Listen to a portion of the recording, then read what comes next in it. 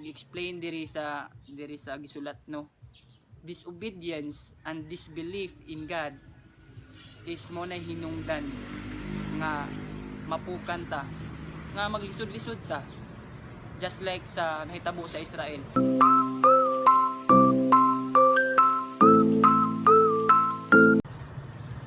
Hello everyone, tapos na ta nagbasa sa chapter sa Isaiah or Isaias. Karon kay nanata sugod magbasa sa Jeremiah, which is Jeremiah. I will explain what is Jeremiah. Akong basahon lang sa Bisaya version kay Bisaya man niya atong book. So akong explain niyo unsa ang naa sa sulod sa Jeremias or Jeremiah. Kaya ang atong kasagaran nga mabasahan or madunggan katuramang yung what is the best nga parang perminti na tong madunggan. Jeremiah 29:11.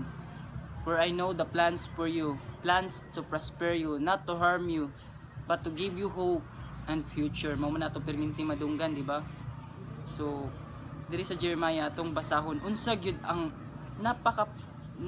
nakapasulod aning niya. Sige, atong basahon. Ang basahon ni Jeremias. Si Propeta Jeremias nagpuyo sa panahon sa katapusang bahin sa ikapitong siglo ug sa unang bahin sa ikaunom nga siglo sa wala pa matawo si Kristo.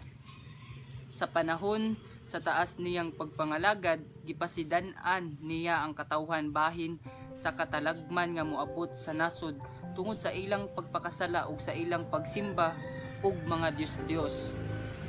Nakasaksi siya sa katumanan sa iyang panagna sa dihang nahulog ang Jerusalem ngadto sa mga kamot ni Nebuchadnezzar. Sa English translation to niya Nebuchadnezzar diri kay Nabucodonosor nga hari sa Babylonia or the Babylon. Nakasaksi usab siya sa pagkagunob sa syudad ug sa templo ug sa pagkabihag sa daghang katawhan kauban sa ilang hari ngadto sa Babylonia. Gitagna usab niya ang pagbalik sa katawhan gikan sa pagkabihag ug ang pagpahiuli sa nasod ngadto sa kanhing kahimtang niini. Ang basahon ni Jeremias mahimong bahinon sa musunod. Una, ang pagtawag kang Jeremias.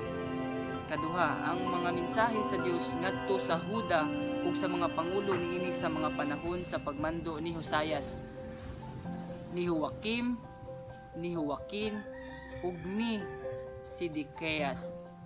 Katulo, ang mga kaagi nga gisulat ni Baruch nga sekretaryo ni Jeremias.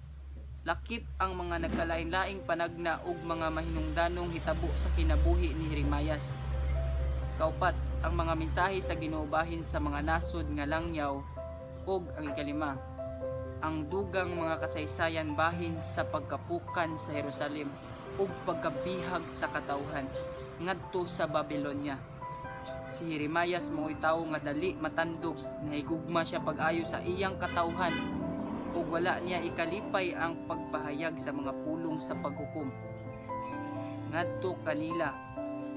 Sa daghang bahin sa maong basahon, puno sa pagbati, siyang naghisgot mahitungod sa mga butang nga iyang giantos tungod kay gitawag man siya sa Dios aron mahimong propeta. Ang pulong sa Dios sama sa kalayo sulod sa iyang kasing-kasing busa dili kayud kini niya matago. Grabe, hallelujah Lord. Pipila sa labing mahinungdanong pulong niining basahona naglantaw sa umaabot nga panahon nga aduna nay bag-ong kasabutan ug ang maong kasabutan ampingan ug tumanon sa katawhan sa Dios bisan pag walay magtutudlo nga magpahinumdom kanila kay isulat man kini diha sa ilang mga kasing-kasing. So sa Jeremias, no, diri sa book ni Jeremiah mo ni siya ang chapter nga akong pagabasahon this month. Butang na to March 6 man ta karon. So Jeremiah kay 1 about chapter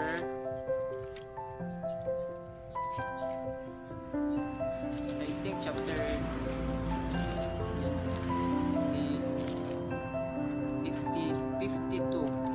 chapter 52 kutob ang Jeremiah. So 30 ang 1 month, so mga human ko aning basa sa April, mga second week sa April. So 15 man siya ka chapter. Ang Jeremiah sa kay grabe kay siya. Diri ang mga prophecy. Si Jeremiah, siya ang sultihan sa Ginoo nga maunay may tabok sa atong kinabuhi. Mo katong sa Jeremiah 29:11 nga kabalo ang Ginoo sa tanan nga naagian nato og sa atong gipangbuhat niining kalibutana. Ang plano nato diri kalibutana, aning kalibutana, mas the best ang ihang plano. Mo nang kabalo siya sa plano nato. Mo nang if motipas ganita sa iyang gusto nga plano sa atong kinabuhi, wala gyud tay padulngan kun dili kalaglagan. Mo nang if we know that the Lord know the plans in our life, that He has given us the great plan, kay maabot gyud na nato basta mo-obey ta niya.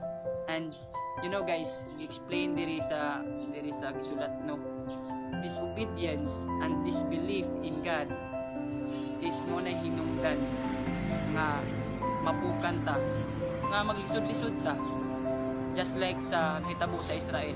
Kani siya nahitabo na ni siya daghan, i-explain na niya daan diri nga tungod sa paghimog pagka makasasala sa mga tao sa Israelites, maong nasakop sila sa Babylonia tungod sa ilang pag-ampo og mga Diyos, tungod sa ilang mga disbelief, mga patutuo nga ginabuhat silang kinabuhi. Kabalo sila nga naa sila Ginoo, and that God is kanang mga Ginoo na nila sa mga Hudiyo, sa mga Israelites sa una.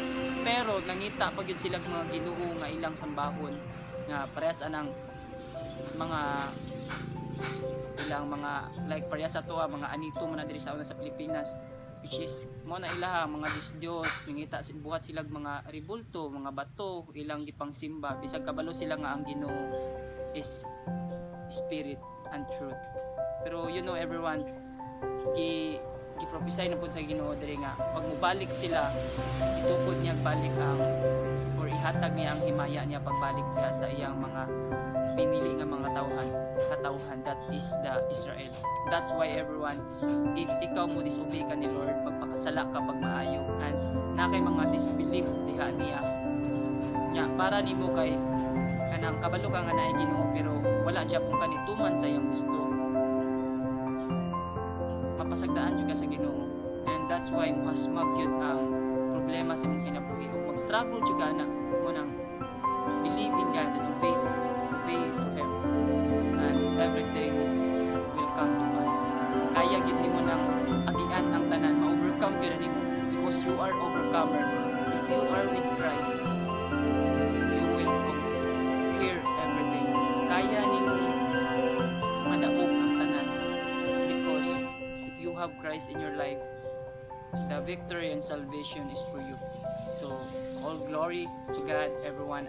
I hope that you will read the Jeremiah to.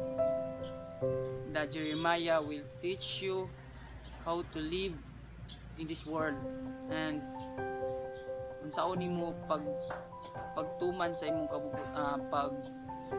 unsaon nimo pag abot sa kabubuton jud sa Ginoo nga imuha jung ma-obey yun siya. Kay gi-prophesy naman sa Ginoo nga dili kaniya pasagdaan, dili kaniya pabayaan. Basa ka diri, malipay jud ka sa Ginoo. Grabe kay sulat ang Ginoo para nimo. Muna, everyone, read the Jeremiah. I'm so excited sa iyo nga makabasa mo ani. Walay dili kaya sa tawo basta naay pagtuo. Mo nang if mutuo ka, mubasa jud ka. Ani mubasa ka, imuha gyud na siyang masabtan, imo ginang ikinabuhi sa imong kinabuhi. Kaya ang pagtuo na walay buhat patay. No? The faith without action is dead. That's why everyone buhatan ko yung action din. Ang pagtuo walay buhat patay yun. I will make also content for this about the faith. Magbuhat ko kining content about sa faith para makabalo mo nga unsa gyud ang pagtuo, ang prinsipyo sa Ginoo about sa faith. So thank you everyone. Shalom again and God bless. Bye bye.